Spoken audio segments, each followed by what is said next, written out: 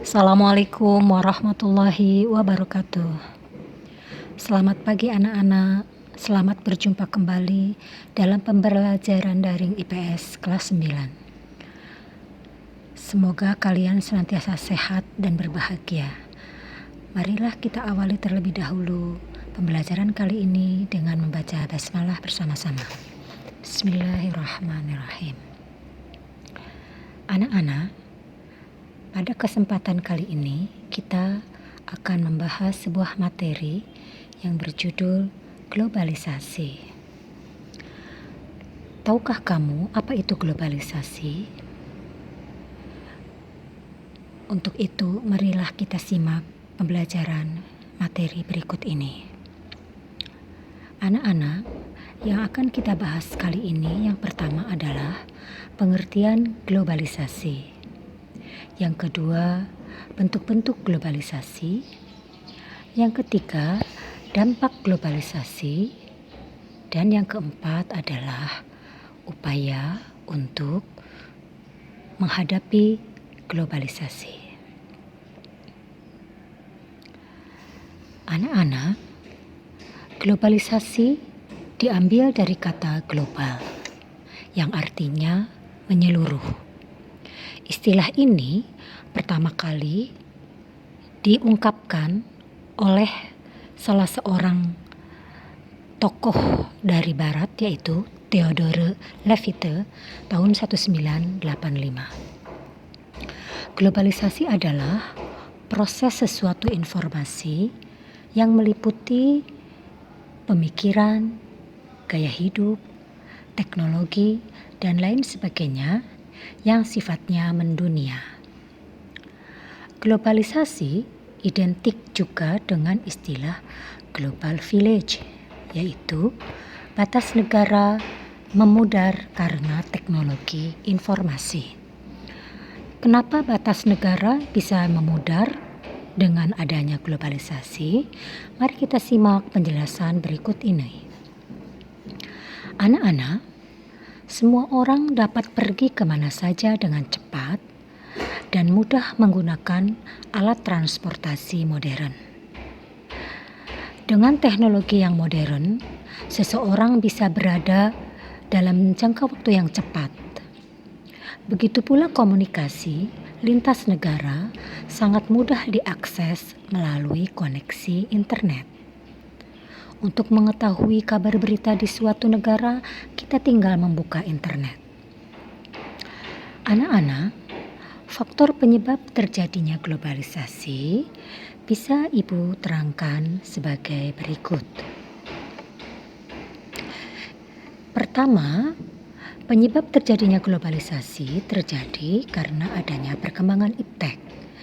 Yang kedua, karena adanya pasar bebas. Yang ketiga, karena adanya transparansi pers.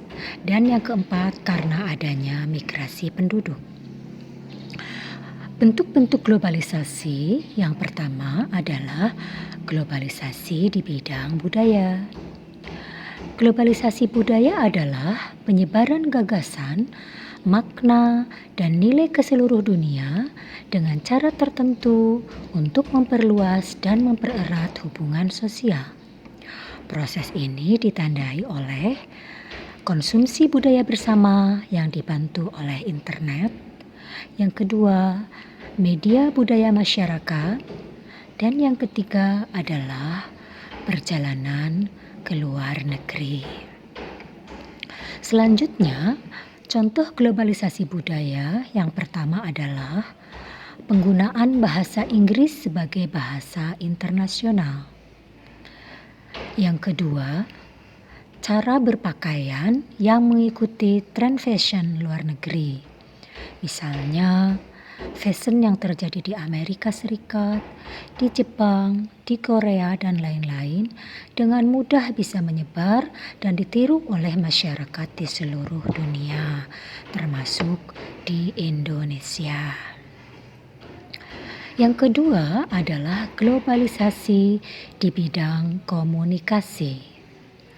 Globalisasi membuat setiap individu dapat berinteraksi dengan yang lainnya dimanapun, kapanpun, lintas negara, tanpa adanya batasan waktu.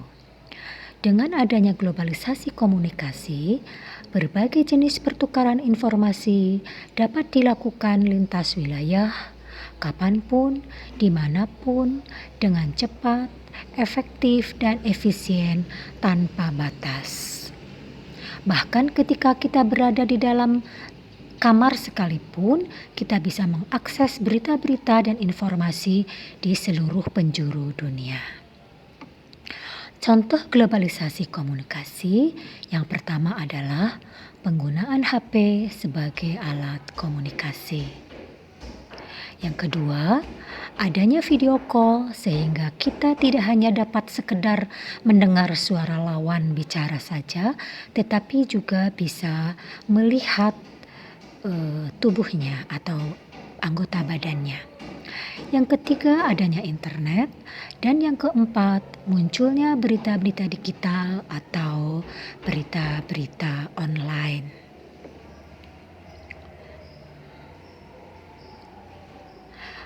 Baiklah anak-anak, mari kita lanjutkan untuk globalisasi yang ketiga, yaitu globalisasi di bidang ekonomi.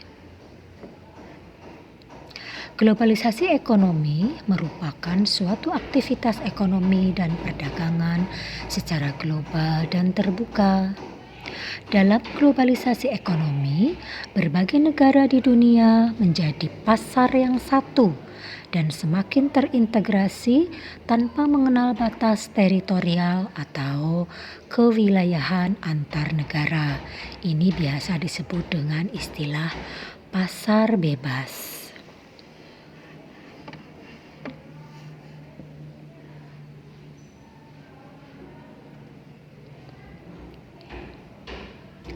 Perdagangan bebas yaitu sistem perdagangan yang semakin luas dan menghilangkan hambatan-hambatan tidak lancarnya perdagangan internasional. Contohnya yang pertama adalah EFTA. EFTA merupakan pasar bebas yang berada di kawasan Eropa.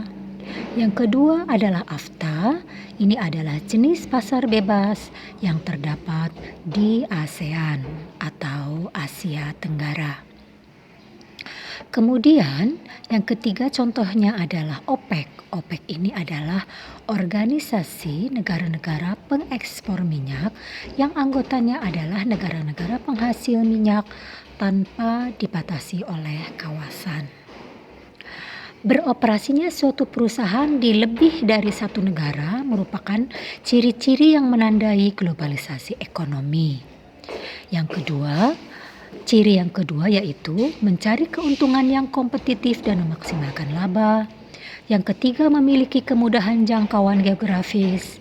Yang keempat, menguasai 3/4 perdagangan dan sekitar 1/3 dari seluruh output perekonomian global. Yang kelima, batas suatu negara akan menjadi kabur. Dan yang keenam, membuka peluang pasar produk dari dalam negeri ke pasar internasional. Sampai di sini kalian sudah mulai paham ya tentang adanya ciri-ciri yang menandai adanya globalisasi ekonomi.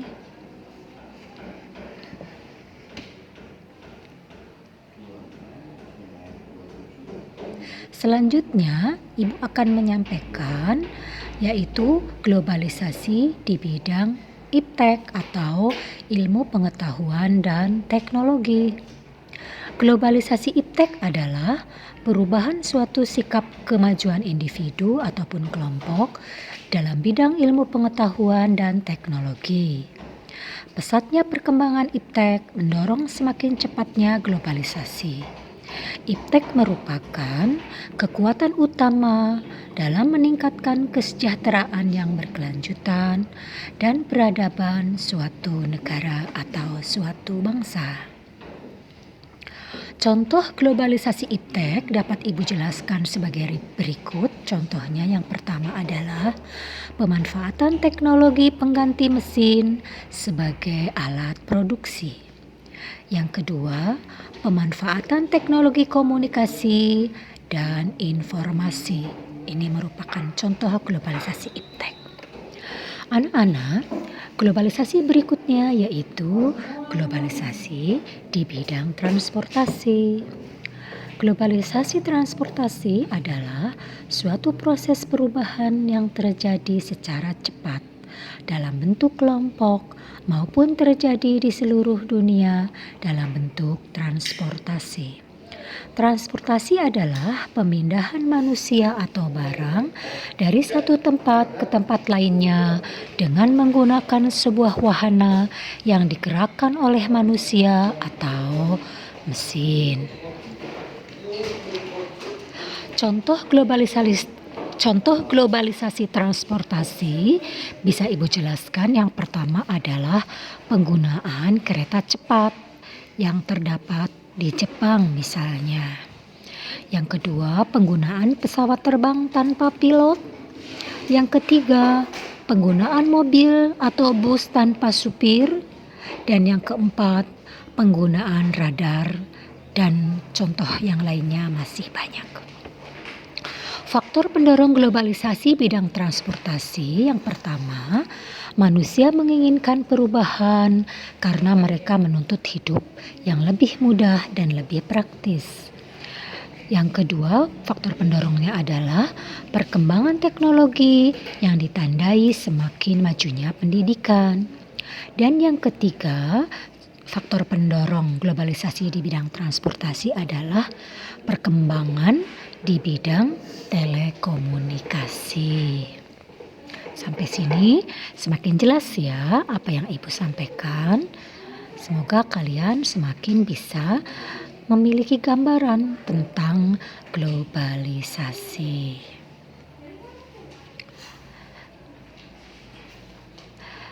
Demikian anak-anak yang bisa Ibu sampaikan. Semoga kalian bisa menyimpulkan tentang apa itu globalisasi, faktor-faktor yang mendorong, bentuk-bentuk globalisasi, dan semuanya itu merupakan suatu hal yang menyeluruh tentang globalisasi. Sesungguhnya manusia yang cerdas dalam era globalisasi adalah orang yang pandai dan bijak, serta bisa memendung pengaruh buruk dari globalisasi. Itu adalah sebuah kata mutiara yang mengakhiri perjumpaan kita kali ini. Demikian penjelasan Ibu pada materi kali ini. Marilah kita tutup pembelajaran hari ini dengan baca hamdalah bersama-sama. Alhamdulillahirrabbilalamin. Wassalamualaikum warahmatullahi wabarakatuh.